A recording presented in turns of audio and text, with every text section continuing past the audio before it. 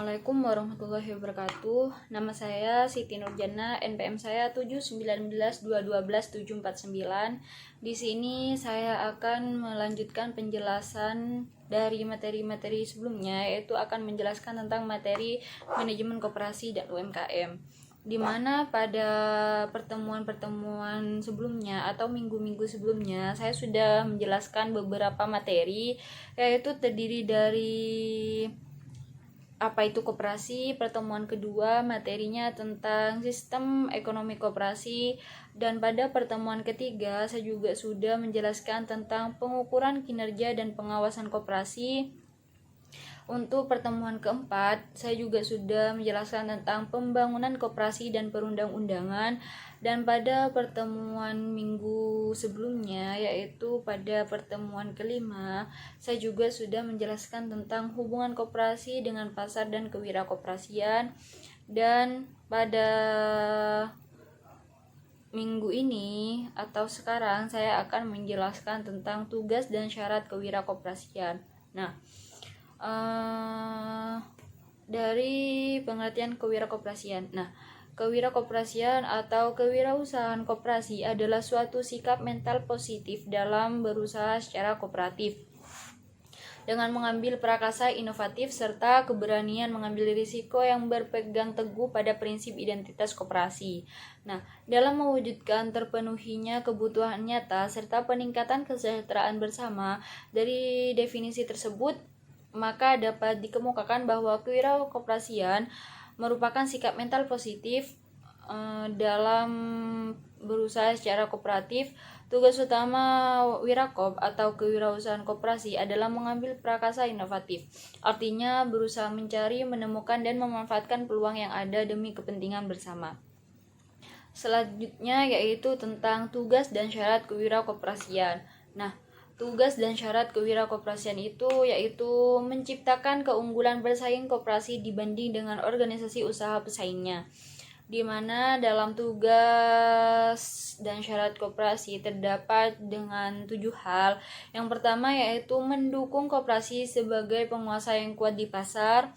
Yang kedua, kemampuan dalam meredukasi biaya transaksi. Ketiga, pemanfaatan interlinked market. Dan yang keempat itu pemanfaatan trust kapital. Yang kelima itu pengendalian ketidakpastian. Dan yang keenam itu penciptaan inovasi. Dan untuk yang terakhir yaitu pembangunan manfaat partisipasi. Masuk kepada persyaratan keberhasilan koperasi. Nah, persyaratan keberhasilan koperasi yaitu koperasi sebagai unit usaha yang bergerak di bidang ekonomi dan sosial pada dasarnya mempunyai tujuan yang sama, yaitu membantu meningkatkan pertumbuhan ekonomi yang merupakan sarana utama pertumbuhan ekonomi. Perubahan yang meningkatkan produktivitas hanya dapat dilakukan melalui 2 jalan, yaitu yang pertama melalui kegiatan inovatif, yaitu penciptaan bangunan baru dan penerapannya. Yang kedua yaitu melalui kegiatan peningkatan kegiatan kerja, yaitu berprestasi lebih banyak dalam satuan waktu kerja tetap atau waktu kerja yang diperpanjang. Selain itu, menurut tokoh koperasi Ibnu Sujono, untuk memahami apa yang disebut kemampuan koperasi, kita perlu menggunakan tolak ukur keberhasilan koperasi secara mikro. Keberhasilan koperasi dapat didekati dari 2 sudut, yaitu yang pertama sudut perusahaan dan sudut efek koperasi. Nah, untuk yang pertama itu tentang pendekatan dari sudut perusahaan, di mana terdapat dari 4 hal. Yang pertama yaitu tentang peningkatan anggota perorangan, yang kedua peningkatan modal, yang ketiga peningkatan volume usaha, dan yang keempat yaitu peningkatan pelayanan kepada anggota dan masyarakat. Di sini saya akan menjelaskan dari keempat hal tersebut, di mana untuk yang pertama yaitu tentang peningkatan anggota perorangan. Nah, pada dasarnya lebih penting jumlah anggota perorangan daripada jumlah koperasi, karena sebagai kumpulan orang, kekuatan ekonomi bersumber dari anggota perorangan. ada 2 faktor keanggotaan yang perlu diperhatikan, yaitu yang pertama, kemampuan ekonomi dan tingkat kecerdasan anggota. Kemampuan ekonomi anggota penting karena dapat digerakkan untuk menyusul investasi. Sedangkan yang kedua, yaitu kecerdasan anggota sangat menentukan mutu manajemen yang sifatnya partisipasi dalam merapat anggota sebagai kekuasaan tertinggi dengan satu anggota dan satu suara. Nah, yang kedua itu tentang peningkatan modal, terutama yang berasal dari koperasi sendiri. Jumlah modal dari dalam dapat digunakan sebagai salah satu indikator utama dari kemandirian koperasi. Nah, semakin besar modal dari dalam, berarti kemandirian koperasi tersebut semakin tinggi. Indikator kemandirian yang lain adalah keberanian manajemen untuk mengambil keputusan sendiri.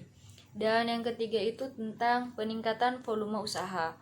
Di sini peningkatan volume usaha itu berkaitan dengan skala ekonomi. Semakin besar volume usaha suatu koperasi, berarti semakin besar pula potensi sebagai perusahaan, sehingga dapat memberikan pelayanan dan jasa yang lebih baik kepada para anggota.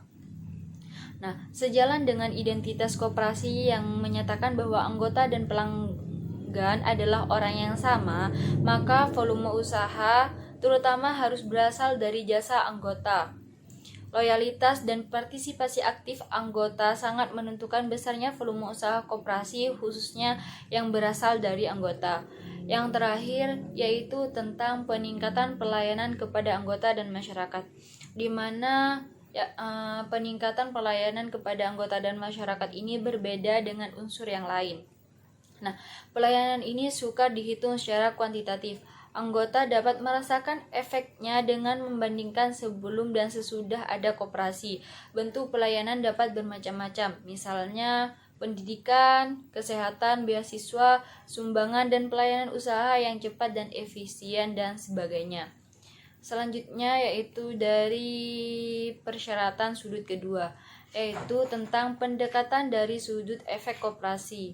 Nah, dalam pendekatan dari sudut koperasi ini terdiri dari 4 hal juga. Yang pertama yaitu tentang produktivitas, yang kedua tentang efektivitas, yang ketiga tentang adil, dan yang keempat tentang mantap. Nah, di mana dalam keempat hal tersebut, untuk yang pertama yaitu tentang produktivitas.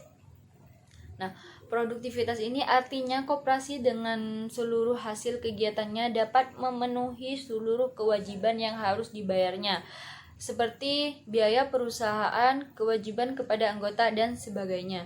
Nah, untuk yang kedua itu tentang efektivitas, dalam arti mampu memenuhi kewajiban-kewajiban terhadap anggota-anggotanya. Yang ketiga yaitu adil. Makna adil ini adalah dalam melayani anggota-anggota tanpa melakukan diskriminasi.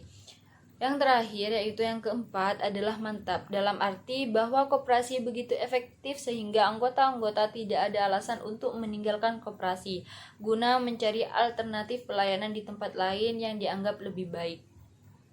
Nah, Ibnu Susjojo juga menambahkan bahwa di Indonesia ada ukuran keberhasilan lain yang perlu digunakan secara makro sebagai akibat dari peranan koperasi dalam melayani masyarakat dan sebagai alat kebijaksanaan pembangunan pemerintah. Ukuran keberhasilan ini seringkali didasarkan pada penilaian pemerintah terhadap pencapaian target yang sudah ditetapkan. Dalam hal ini di mana koperasi melaksanakan program-program pemerintah, maka seharusnya pemerintah menetapkan target-target yang ingin dicapai yang seharusnya sama atau tidak bertentangan dengan target yang diinginkan koperasi, sehingga keduanya dapat dipadukan. Dengan demikian, kepuasan anggota sebagai tolak ukur keberhasilan koperasi tetap bisa digunakan, sebab apapun yang telah dicapai koperasi, keberhasilan koperasi harus berpedoman pada manajemen koperasi di mana rapat anggota mempunyai kekuasaan tertinggi.